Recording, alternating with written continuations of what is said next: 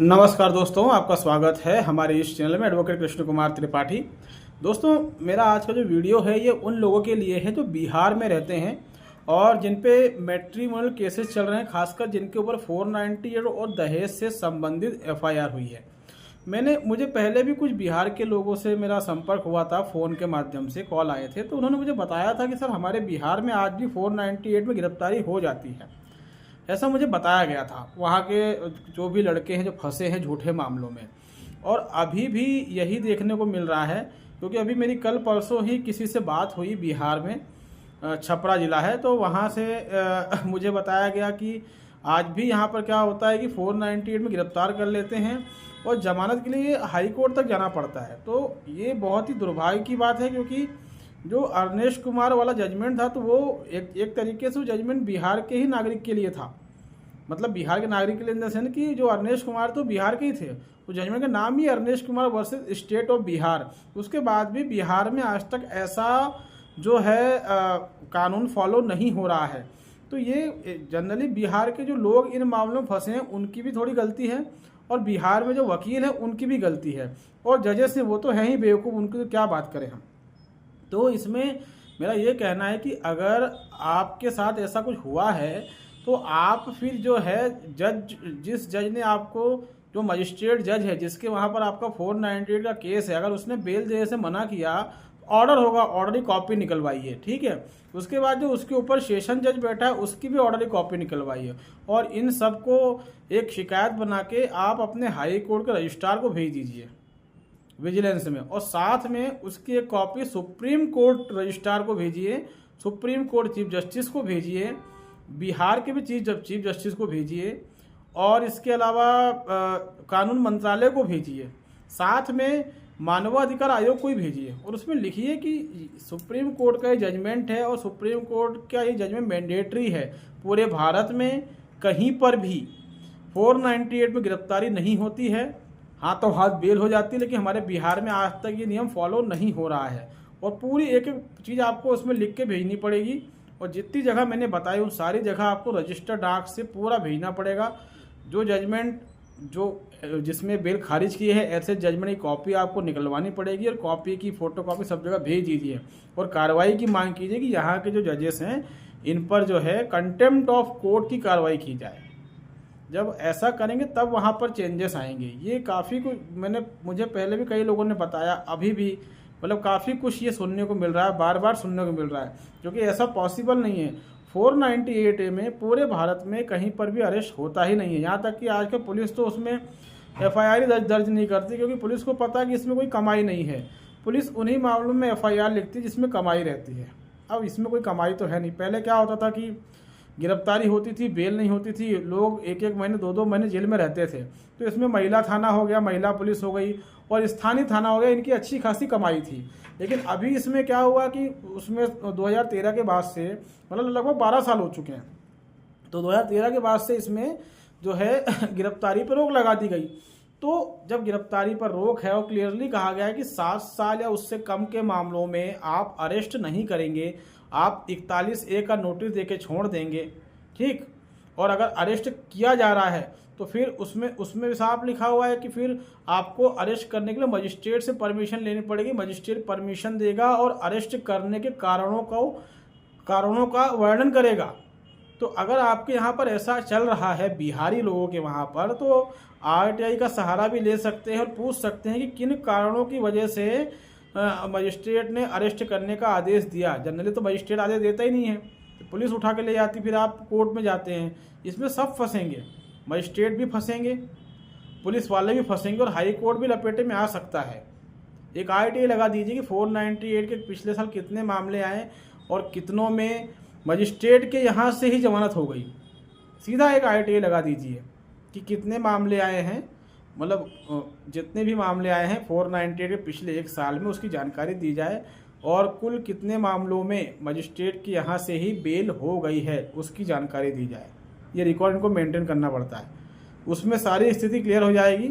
और अगर आप खुद भुक्तभोगी हैं तो पूरे केस की आप सर्टिफाइड कॉपी निकालिए, जो भी आपने जमानत लगाई थी जो खारिज हुई थी वो सब करके आप जो है जितनी भी जगह मैंने बताई है आपको समझ में आ गई होगी, वहाँ पर आपको शिकायत भेजनी है ताकि जो ये बिहार में ऐसी परंपराएं चल रही हैं ये बंद हो सकें। एक ऑर्डर मैंने देखा हाई कोर्ट का, मुझे भेजा है बिहार से ही, तो उसमें ये लिखा हुआ है कि हस्बैंड जो है हर महीने पत्नी को 3,000 देगा, इसी शर्त पर जो है इनको बेल दी जा रही है। मतलब हाई कोर्ट 498A में बेल ग्रांट कर रहा है। हाई कोर्ट ने निचली कोर्ट से नहीं पूछा कि तुमने बेल ग्रांट क्यों नहीं करी। पूरे भारत में जो चल रहा है वो बिहार में क्यों नहीं चल रहा है। हालांकि बिहार एंटी राज्य है, इसमें कोई दो राय नहीं है। बिहार के लोगों ने कई साल तक लालू यादव जैसे घटिया इंसान को नेता बना के रखा अपना, तो बिहार एंटी राज्य ही कहा जाएगा। ठीक है, ऐसे राज्य आगे नहीं बढ़ते जब उन राज्यों में इस तरह के नेता आ जाते हैं। ये जो राज्य होते हैं ये पूरे समाज को निगल जाते हैं। ठीक है, ये जो नेता होते हैं ना ये पूरे समाज को खा जाते हैं।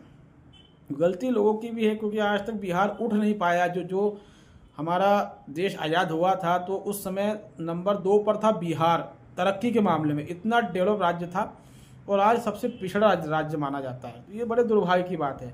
लॉ एंड ऑर्डर भी वहाँ पर ऐसे ही हो रहा है, जैसे जो बिहार की हालत है, जो वहाँ के लोगों की हालत है, वही वहाँ के लॉ एंड ऑर्डर की भी हालत है। ये बड़े दुर्भाग्य की बात है। जिन मामलों में सुप्रीम कोर्ट सैकड़ों बार ये बोल चुका है, उसके बावजूद उसमें ये सब कैसे हो रहा है। और अगर हो रहा है तो चलो लोग जागरूक क्यों नहीं हैं, लोग पुलिस पे कंटेम्प्ट ऑफ कोर्ट लगाएं, जाएं वहाँ हाई कोर्ट में, बोले कि ये ऑर्डर है, पुलिस पे कंटेम्प्ट ऑफ कोर्ट लगाए, जो मजिस्ट्रेट जिसने बेल खारिज की उस पर कंटेम्प्ट ऑफ कोर्ट लगाए, तभी तो कुछ होगा। जब कोई कुछ करेगा ही नहीं तो कैसे कुछ हो जाएगा। जिसमें क्रिस्टल क्लियर ऑर्डर है कि इसमें अरेस्ट हो ही नहीं सकता, पूरे भारत में नहीं हो रहा है, बिहार में हो रहा है। छत्तीसगढ़ का एक केस हमारे पास था, तो वहाँ का जो छत्तीसगढ़ के निवासी हैं उन्होंने कॉल लगाया, कहा कि हमारे यहाँ से डोमेस्टिक वायलेंस में जमानत देनी पड़ती है। मैंने एक एप्लीकेशन बना के उनको दी, जब वो एप्लीकेशन उन्होंने जज के सामने रखी तो जज के होश उड़ गए। महिला जज थी, उसका दिमाग उसी समय ठिकाने पे आ गया। उसने कहा कि हाँ यहाँ इसमें नियम तो नहीं, मैंने एप्लीकेशन में साफ लिखा था कि घरेलू हिंसा में जमानत का प्रावधान ही कहाँ पर है। ये तो अपने आप में एक अलग एक्ट है, ये सिविल का मामला है एक तरीके से। इसमें कोई क्रिमिनल एक्टिविटी जैसी कोई चीज़ है ही नहीं, इसमें किसी को अरेस्ट करना, जेल भेजना जैसा कोई प्रोविजन इसमें है ही नहीं। आप बेल कैसे मांग सकते हैं इसमें। तो उन्होंने फिर अपने छत्तीसगढ़ में जो है बालोदा बाजार जगह है वहाँ पर फिर उन्होंने वो एप्लीकेशन जज को दी। जज की अकल ठिकाने लग गई। जज ने कहा कि हम आपसे कोई बेल नहीं लेंगे, आप इस एप्लीकेशन को वापस ले लो। ठीक है, क्योंकि अगर वो वापस नहीं लेते तो जज साहिबा फंस जाती, क्योंकि वहाँ छत्तीसगढ़ सब जगह यही चल रहा है। उन जनाब ने एक रिटायर एडीजे से बात करी जो सेशन जज था, उसने भी कहा कि नहीं बेल तुमको देना पड़ेगी। अरे ऐसे कैसे देना पड़ेगी, जो नियम पूरे भारत में नहीं चल रहा छत्तीसगढ़ में चल रहा है।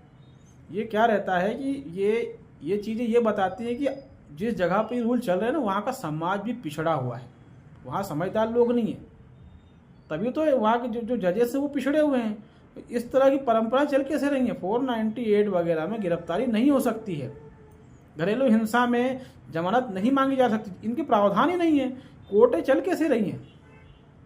और अगर आपके साथ ऐसा हुआ है तो अर्नेश कुमार वाला जजमेंट पढ़ लीजिए अच्छे से, उसमें सब लिखा हुआ है, एक एक चीज़ उसमें लिखी हुई है कि आपको अरेस्ट नहीं करना है, पूरी गाइडलाइन देकर रखी, मजिस्ट्रेट से परमिशन लेना है, उसके बाद अरेस्ट करना है। अगर आपको अरेस्ट करना है, परमिशन चाहिए तो आपको ऐसे वैलिड कारण बताने पड़ेंगे। वो मजिस्ट्रेट अगर परमिशन ग्रांट कर रहा है तो मजिस्ट्रेट को भी कारण बताने पड़ेंगे कि अरेस्ट क्यों जरूरी है। इन सब की इंक्वायरी करके लगाइए कंटेम्प्ट को। पुलिस ने कैसे अरेस्ट कर लिया, पुलिस ने सेक्शन 41A का नोटिस क्यों नहीं दिया, जबकि जजमेंट ये सुप्रीम कोर्ट का, और सुप्रीम कोर्ट इस जजमेंट को कई बार रिपीट कर चुका है। यहाँ तक कि कई पुलिस ऑफिसर पर सुप्रीम कोर्ट ने कार्रवाई भी करी कि हमारे जजमेंट की तुमने अवहेलना करी है। सुप्रीम कोर्ट अगर किसी तरह के जजमेंट को पास करता है तो उसको मानने के लिए भारत के सारे डिपार्टमेंट बाध्य हैं, हाई कोर्ट और जिला कोर्ट सब। और अगर ये उसको फॉलो नहीं करते हैं तो इन पर कंटेम्प्ट ऑफ कोर्ट लगेगा। पुलिस भी बाध्य है, सब बाध्य हैं, इसको कंटेम्प्ट ऑफ कोर्ट कहते हैं। या तो कोई कानून किताब में लिखा है उसको कोई फॉलो नहीं कर रहा है, या फिर सुप्रीम कोर्ट ने कोई आदेश पारित किया उसको फॉलो नहीं किया जा रहा है, तो this will be contempt of court. तो छोड़िए मत, अगर आपके साथ ऐसा हुआ है, आप बिहार के हैं, तो मौका है, चौका मारिए। ठीक है, अकल ठिकाने लगाना जरूरी है, क्योंकि जब कोई शुरुआत करेगा तभी कुछ होगा, वरना कुछ होना जाना नहीं है। और अगर आपके साथ ऐसा हुआ है, इवन हाई कोर्ट के जज भी इसमें मिले हुए हैं, लोग हाई कोर्ट जा रहे हैं और हाई कोर्ट के जज, अगर आप हाई कोर्ट के जज हैं, हाई कोर्ट में बैठे हैं, तो आपको नीचे की कोर्ट से पूछना चाहिए कि भैया तुमने जमानत क्यों नहीं दी।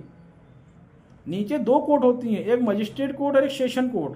पहली बात तो 498 में हमारा शहर हो या कहीं का भी हो, जिस दिन चार्जशीट पेश होती है उस दिन खड़े हो जाओ, जज हाथों हाथ बेल ग्रांट कर देता है, 1-2 जमानतदार ले जाओ, मामला बेल का वहीं पर क्लोज हो जाता है। पुलिस कभी हाथ लगाती ही नहीं है।